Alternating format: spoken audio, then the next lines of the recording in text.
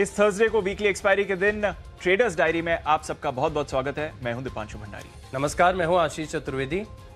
देखते हैं आज किस तरह का एक्शन बाजार में रहेगा। आशीष, हम देख रहे हैं कि लगातार एक रेंज में कल एक्शन हुआ, वॉलेटिलिटी थी, पर फिर एंड में जो ब्रेकआउट आया वो काफ़ी शानदार देखने को मिला और हम देख रहे हैं कि वापस शायद एक बार फिर से 11,700-775 के करीब निफ्टी एक डायरेक्शन ले सकता है। बैंक निफ्टी में शानदार रिकवरी थी। ग्लोबल क्यूज से भी अगर आप आज के ट्रेड की बात करें आशीष, तो बेहतरीन सपोर्ट मिलते हुए दिख रहा है। हालांकि इस समय डाउ फ्यूचर्स, एशिया के बाजार थोड़े मिले जुले आपको जरूर दिखेंगे, पर अगर आप एसजीएक्स निफ्टी को देखें तो हल्की सी बढ़त वहां पर है। कल शाम अगर आप देखें तो दिन की ऊंचाई पर अमेरिकी बाजार बंद हुए, 450 अंक का उछाल आपने डाउ पर देखा और अब अपने रिकॉर्ड स्तर से डाउ 500 अंकों से कम की दूरी पर है, यानी कि 1.5% उछाल और डाउ पर भी हम नया रिकॉर्ड देख लेंगे। जिस तरह से S&P 500 और नैस्डैक पर लगातार एक्शन देख रहे हैं, सभी सेक्टर्स ने भी पार्टिसिपेट करा, तो ये भी अच्छी बात थी। यूरोप के बाजार तेजी में रहे, लगभग 2% का उछाल था। कच्चे तेल पर जरूर हल्का सा दबाव हमने आते हुए देखा है डिमांड की चिंता को लेकर, पर बाकी अगर आप ग्लोबल क्यूज देखें तो बहुत स्ट्रॉन्ग ग्लोबल क्यूज आ रहे हैं। तो आशीष, अच्छे ग्लोबल क्यूज आ रहे हैं, सेटअप पॉजिटिव लग रहा है। वीकली एक्सपायरी का दिन है, शुरुआत करते हैं आपके पहले स्टॉक से। आप आज क्या रेकमेंड करना पांचू, शुरुआत करेंगे इससे पहले मैं समझना चाहूंगा कि आज आपकी जो लिस्ट है इसमें बिकवाली के स्टॉक्स कोई शामिल हैं कि नहीं है? बिकवाली के स्टॉक्स मैंने शामिल जरूर करे हैं इस बार, और एक स्टॉक इस बार बिकवाली का जरूर लिया है और उसके पीछे एक स्पेसिफिक रीजन है। तो बाजार के मोमेंटम के विपरीत ये स्टॉक जा सकता है क्योंकि उस स्टॉक का स्पेसिफिक रीजन है, पर वैसे मेरे को लग रहा है कि बाजार में आज तेजी रहने वाली है। आप बताइए आपका सेटअप कैसा है आज? दीपांशु, मेरे पास तो सारी स्टॉक्स जो है आज खरीदारी के हैं और कल इनफैक्ट जो आपने मेंशन किया अभी प्राइस एक्शन के हिसाब से देखें तो आखिरी 1 घंटे में जो डेटा में परिवर्तन आया है, जो चेंज आया है, वो कहीं ना कहीं आप हाईलाइट कर रहे हैं कि एक थोड़ी तेजी और देखने को मिल सकती है। तो जिसके लिहाज से मैंने आज जो सारे स्टॉक्स चुने वो खरीदारी के चुने। एंड मैं पहले बता दूं कि मेरा हैवी कंसंट्रेशन है, ऑलमोस्ट मेरी जो 10 स्टॉक्स की लिस्ट है इसमें 40% जो है बैंकिंग है। करीब 4 स्टॉक्स में बैंक्स के मैंने चुने, तो विस्तार से बाद में जानेंगे कि निफ्टी बैंक पर आपका क्या कहना है। लेकिन शुरुआत करना चाहूँगा, जैसे कि मैं बता रहा था कि बैंकिंग स्टॉक्स पर फोकस है। कैश का स्टॉक, ये जो हम सेगमेंट लेके आते हैं आपके सामने, इसमें सबसे पहला मैंने स्टॉक चुना है सिटी यूनियन बैंक का। देखिए टेक्निकली स्टॉक को मैंने चुना और जिस तरीके का स्ट्रक्चर है, बहुत बढ़िया स्ट्रक्चर देखने को मिला था। और आपने देखा भी था कि 141 जो है एक बड़ा रेजिस्टेंस था, काफी सालों से एक बड़ा हर्डल बना हुआ था। 141 पार हुआ तो ये स्टॉक 150 तक चले गया था। अब वहां से करेक्ट होकर अगर आप देखें तो फिर से नीचे आया, लेकिन जो प्रीवियस रेजिस्टेंस था वो टूट गया, तो रेजिस्टेंस अब सपोर्ट बन गया। इसके लिए मुझे लग रहा है कि यहाँ से आपको अगर आज निफ्टी बैंक में या फिर ओवरऑल बाजार में आपको खरीदारी देखने को मिलती है तो सिटी यूनियन बैंक में आपको स्ट्रॉन्ग गेन्स देखने को मिल सकते हैं। दिन के दौरान 142.65 के आसपास की क्लोजिंग है, आपको 146 रुपए के लक्ष्य के लिए खरीदारी करनी है। 141 बहुत ही लॉजिकल सपोर्ट है, लेकिन इतना टाइट स्टॉप लॉस लगाकर हम ट्रेड नहीं कर सकते। हो सकता है कि प्री ओपनिंग में थोड़ी सी ऊपर नीचे उतार चढ़ाव देखने को मिले, इसके लिए 138 रुपए का आप स्टॉप लॉस लगा लीजिए। यहाँ पर दिन के दौरान अच्छे मूव्स देखने को मिलेंगे। दीपांशु, कैश का स्टॉक आपने कौन सा चुना है? कैश में मैंने एक स्टॉक चुना है जिस पर बाजार यूजुअली ज़्यादा फोकस नहीं करता है आशीष, बट यहाँ पर ध्यान देने की ज़रूरत है क्योंकि फंडामेंटल और टेक्निकल दोनों ट्रिगर्स आपको यहाँ पे दिखेंगे। ये स्टॉक है टेक्नो इलेक्ट्रिक। छोटा स्टॉक जरूर है, पर कल आपने बहुत मजबूत मोमेंटम देखा। अब अगर आप कल की तेजी देखें तो आपको आज डर लगेगा कि शायद मेरे को ये स्टॉक खरीदना चाहिए या नहीं, पर इसके लिए जो ट्रिगर्स हैं वो काफ़ी मजबूत हैं, जिसकी वजह से आज फिर से ये स्टॉक एक्शन में रहेगा। छोटी कंपनी है, पर एक बड़ी बात है कि स्टेट डिस्कॉम्स अब धीरे धीरे जो उनके पेंडिंग ड्यूज हैं वो क्लियर करना शुरू कर रहे हैं। तो ऐसा अब बाजार अनुमान लगा रहा है कि इस महीने के अंत तक तकरीबन 150 करोड़ के जो स्टेट डिस्कॉम्स के ड्यूज हैं कंपनी को, वो क्लियर हो जाएंगे। साथ ही इनकी मजबूत ऑर्डर बुक है 2600 करोड़ की।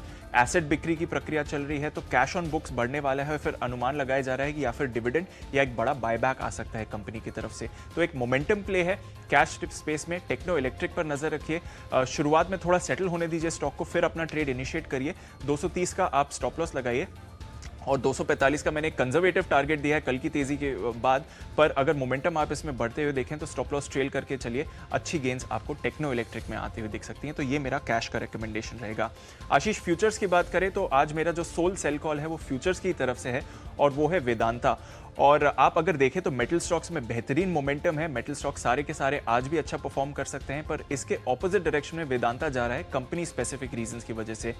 कंपनी की जो डीलिस्टिंग प्रक्रिया है वो चल रही है और लगातार ये कोशिश कर रहे हैं कि डीलिस्टिंग प्राइस 87 रुपीज़ पर शेयर के आसपास ही रहे। तो इन्होंने जो अब अपनी book value, fresh book value disclose करी है मार्च एंड की, वो तकरीबन 90 रुपये पर शेयर की आती है। तो ये ज़बरदस्त कोशिश कर रहे हैं अपनी तरफ से कि डीलिस्टिंग की जो एक्सपेक्टेशन है वो कम करें। तो इसकी वजह से एक इंडिकेशन दे रहे हैं बाजार को कि हालांकि उस प्राइस के प्रीमियम पर ही होगी डीलिस्टिंग, पर उतने अच्छे प्रीमियम पे नहीं होगी जितना इस समय बाजार अनुमान लगा रहे हैं। तो इसका शायद थोड़ा नेगेटिव इफेक्ट आ सकता है। बाजार खुलने दीजिए, फिर ही ये ट्रेड इनिशिएट करिए, पर मेरे हिसाब से थोड़ा आप नेगेटिव मोमेंटम देख सकते हैं वेदांता पर इस खबर के दम पर। 125 का मेरा टारगेट रहेगा। एक स्टॉप लॉस, आप स्ट्रिक्ट स्टॉप लॉस लगा के चलिए 132.5, क्योंकि मेटल स्टॉक्स में अच्छा मोमेंटम है। तो अगर ये ट्रेड आपके फेवर में नहीं जा रहा है तो जल्द से जल्द इसको एग्जिट करना चाहिए। ये रहेगी मेरी सलाह वेदांता पर।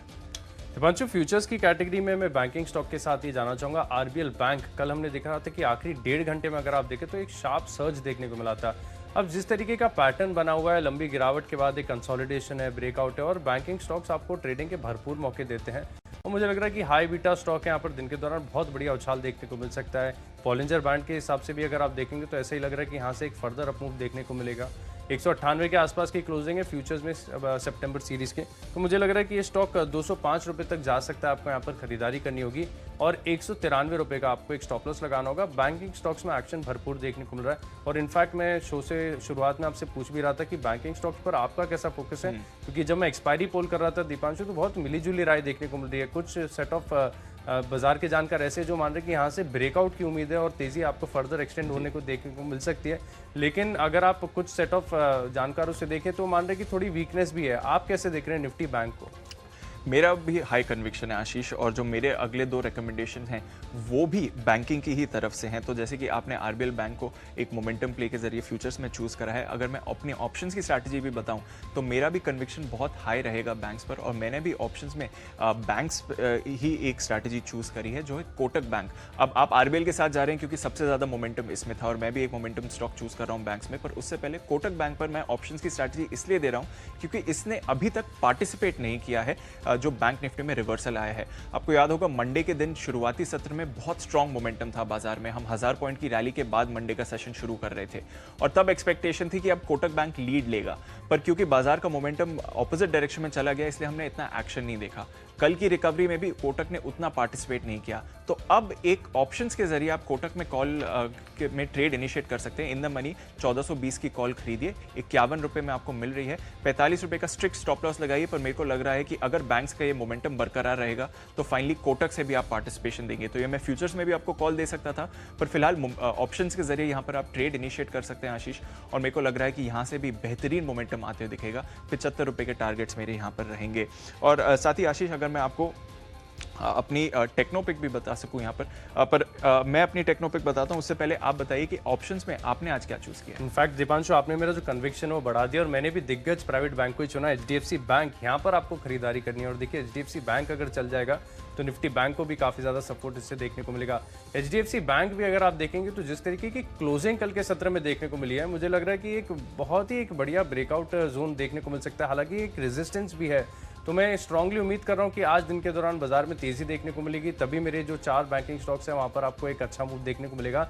एचडीएफसी बैंक में आप ऑप्शंस के थ्रू प्ले कर सकते हैं। कल की आईवीज में चेक कर रहा था, हिस्टोरिकल एवरेज से नीचे है, तो लग रहा है कि अभी ऑप्शंस इतने फिलहाल महंगे नहीं है। तो ऑलमोस्ट 22 के आसपास की क्लोजिंग है। आप 17 रुपये 40 पैसे का एक स्टॉप लॉस ध्यान में रखिए, और यहाँ पर आप स्टॉप लॉस लगाकर होल्ड कर सकते हैं। मुझे लगता है कि अगर एचडीएफसी बैंक में दिन के दौरान मूव देखने को मिल सकते हैं तो आप 1160 की जो कॉल है इसमें आपको 28 रुपये 70 पैसे तक के लक्ष्य देखने को मिलेंगे। यहाँ पर बढ़िया तेजी की उम्मीद है। ये तो आपने जय ठक्कर वाले टारगेट्स दे दिए, 28, 70 और 1740, बट प्रिसाइज लेवल्स दिए हैं। तो 2 ऑप्शंस की बेहतरीन स्ट्रैटेजी हैं, 2 दिग्गज बैंक्स, कोटक बैंक और एचडीएफसी बैंक, मेरे और आशीष की तरफ से। दीपांशु डिस्कस भी कर रहे थे कि टेक्नोपिक कौन सी होगी, और मैं अपनी लिस्ट में बताना चाहूंगा मैंने ट्रेंड को चुना है दीपांशु, और इसके चुनने के कारण 2 है। देखिए, एक तो स्टॉक में अगर आप प्राइस एक्शन देखेंगे, वॉल्यूम के हिसाब से देखेंगे तो एक बढ़िया ब्रेकआउट देखने को मिला है। दूसरा एक स्ट्रॉन्ग रीजन है कि अगर आप बॉलिंजर बैंड को प्लॉट करके देखेंगे तो जो अपर बैंड है इसके ऊपर की क्लोजिंग है। अब बॉलिंजर बैंड्स को ट्रेड करने के 2 तरीके होते हैं। पहला जो थियोरी है वो ये कहती है कि अगर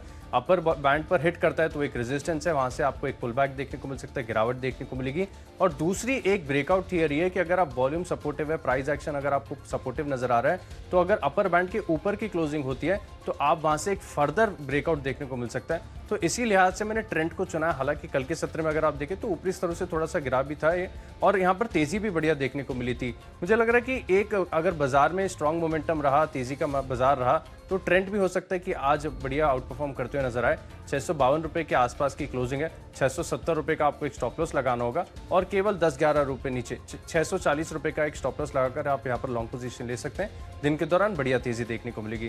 दीपांशु, टेक्निकली कौन सा स्टॉक आपको अच्छा लग रहा है? आशीष, मोमेंटम के साथ जाएं तो मैं बैंक्स को ही चूज करूंगा। जैसे कि आप एक मोमेंटम प्ले बता रहे थे आरबीएल बैंक, उसके साथ साथ एक और हाई बीटा नेम जो परफॉर्म कर रहा है बाजार में वो है इंडसइंड बैंक। और यहाँ पर भी हमने देखा कि जिस तरह से कल आरबीएल बंधन में रिकवरी आई थी वैसे ही इंडसइंड में भी तेजी रही थी और जो लीड रिकवरी आई थी वो इंडसइंड से शुरू हुई थी और फिर बाकी बैंक्स ने कैचअप करा था। तो अगर बैंक्स का मोमेंटम बरकरार रहता है इन मजबूत ग्लोबल क्यूज की वजह से और फ्रेश खरीदारी आती हुई दिखती है तो मुझे लगता है इंडसइंड बैंक यहाँ पर आपको फिर से तेजी दिखाते हुए दिख सकता है। तो मोमेंटम प्ले है, टेक्नोपिक है, खरीदारी करिए इंडसइंड बैंक पर। 655 का मेरे को टारगेट आते हुए दिख रहा है, यहाँ पर 635 का आप स्टॉप लॉस लगा सकते हैं। और अगर आपकी फ्रेश पोजीशन है, अगर आपकी एग्जिस्टिंग पोजीशन है तो ऑलरेडी अपना स्टॉप लॉस ट्रेल करिए, मोमेंटम इसे और ऊपर ले जा सकता है। साथ ही आशीष, अगर बात करें तो फंडा पिक में मैंने आज यूनाइटेड स्पिरिट्स को चूज करा है। अब यूनाइटेड स्पिरिट्स पर भी मेरा कन्विक्शन बढ़ रहा है। हालांकि कल हमने देखा कि यूनाइटेड ब्रूरीज में अच्छा जंप आया था, यूनाइटेड स्पिरिट्स ने उतना पार्टिसिपेट नहीं करा।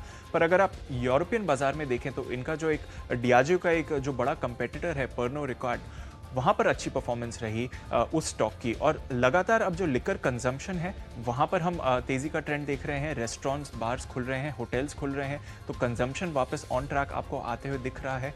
और जिस तरह से अब यूनाइटेड ब्रूरीज में मोमेंटम बढ़ा था, हालांकि वो मोर बियर प्ले है, ये ज़्यादा करके हार्ड लिकर का स्टॉक है, मेरे को लगता है कि यहाँ पर भी अब आप मोमेंटम बढ़ता हुआ देखेंगे तो पार्टिसिपेट करेगा।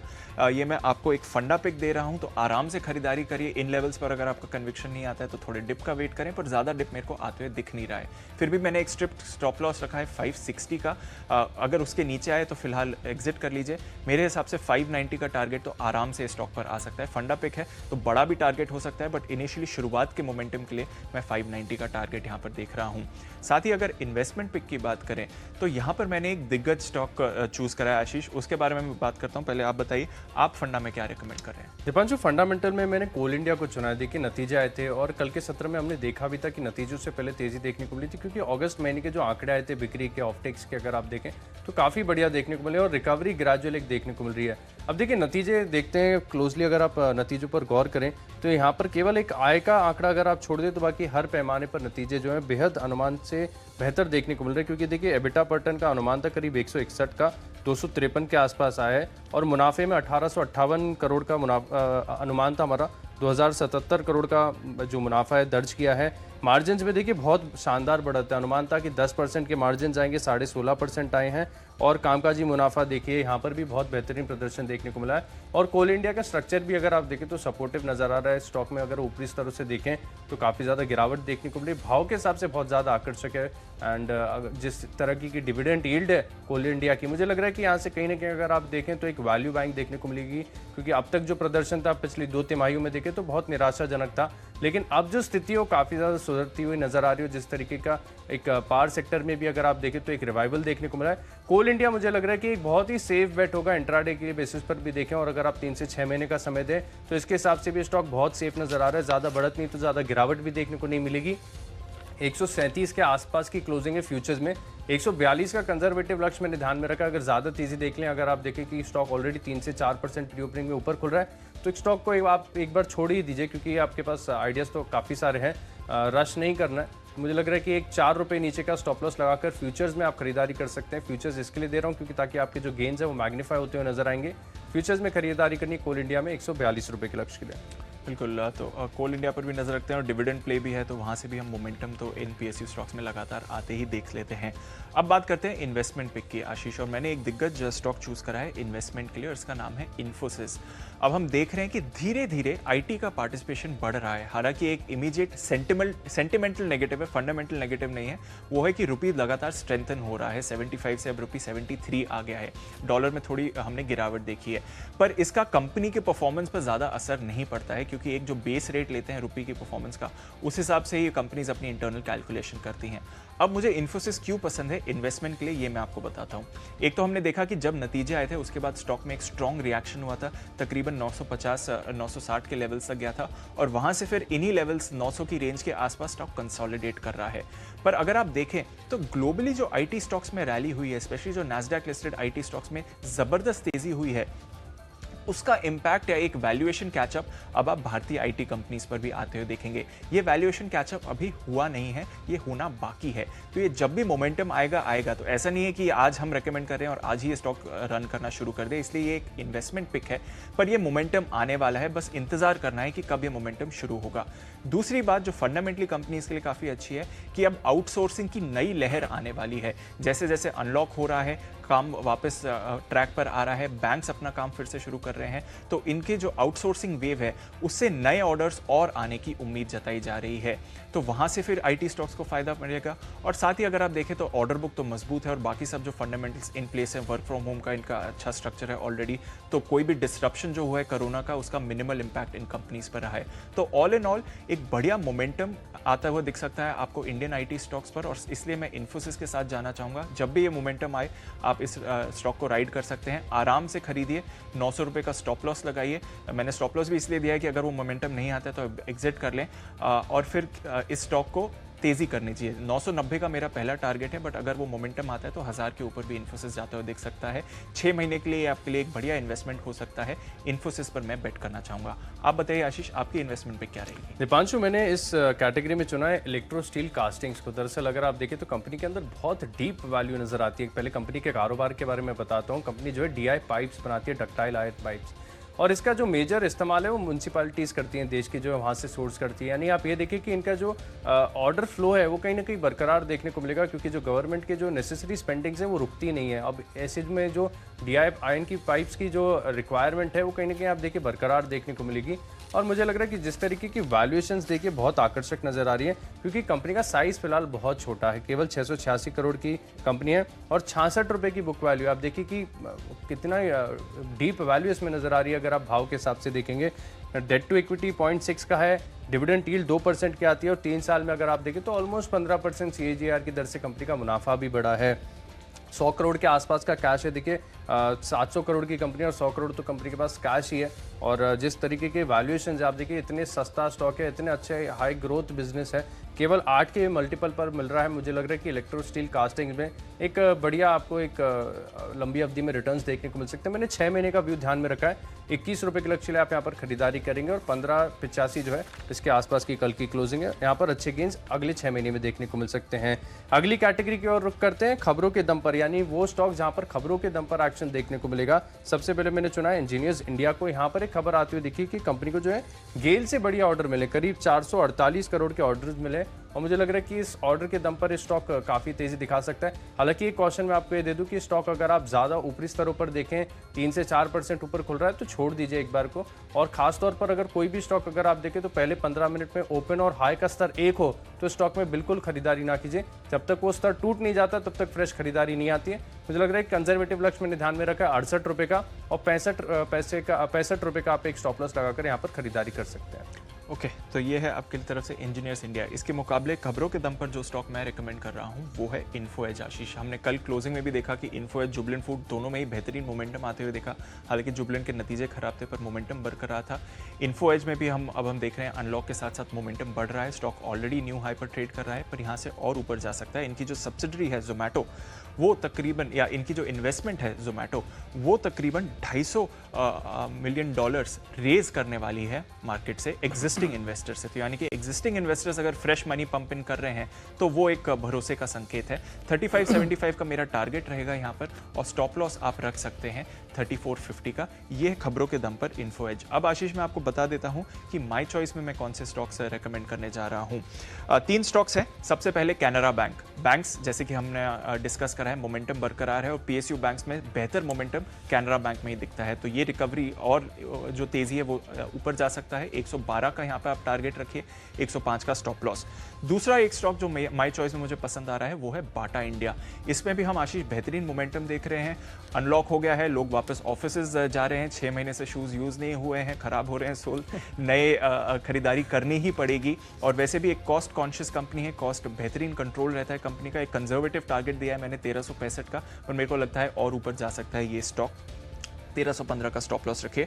और फाइनली अदानी पोर्ट्स, ये कल डेज हाई पर क्लोज हुआ, 3-3.5% की तेजी थी, पर जो पोर्ट वॉल्यूम्स हैं वहां पर हमने एक शानदार रिकवरी देखी है। इनके जो अगस्त महीने के पोर्ट वॉल्यूम्स हैं वो अगर महीने के हिसाब से देखें तो प्री कोविड लेवल्स पर आपको आते हुए दिख रहे हैं। तो एक शानदार रिकवरी आई है पोर्ट वॉल्यूम्स में, और मेरे को लगता है कि यहाँ से और तेजी आपको अदानी पोर्ट्स में आती हुई दिखेगी। तो कैनरा बैंक, बाटा और अदानी पोर्ट्स, ये है मेरे 3 माई चॉइस पिक्स। आशीष, आपके कौन से पिक्स? देखिए, मेरी पहली पसंद होगा टाटा स्टील। दरअसल अगर देखें तो मेटल स्टॉक्स में आप जिक्र भी कर रहे थे कि जिस तरीके का एक्शन देखने को मिल रहा है, काफ़ी स्ट्रॉन्ग मोमेंटम है। दूसरा ट्रिगर अगर आप स्टील कंपनीज के लिए देखें तो कीमतें जो लगातार बढ़ रही हैं, पिछले 3 महीनों से लगातार कीमतें बढ़ रही हैं, तो आगे जाके मुझे लग रहा है कि री रेटिंग की बड़ी संभावना नजर आ रही है। यहाँ पर आप टाटा स्टील के लिए खरीदारी कर सकते हैं 450 रुपये के लक्ष्य के लिए।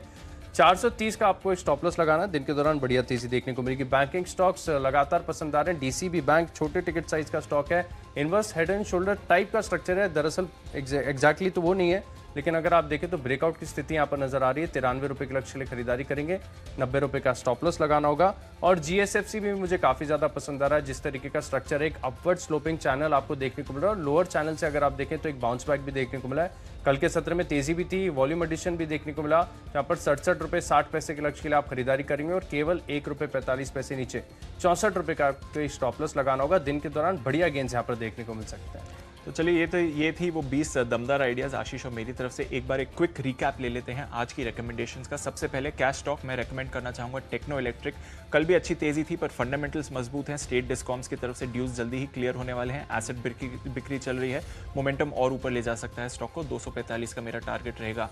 आज का सोल सेल कॉल वेदांता, इन्होंने अपनी जो नई बुक वैल्यू डिस्क्लोज करी है वो तकरीबन 89.5 के करीब है।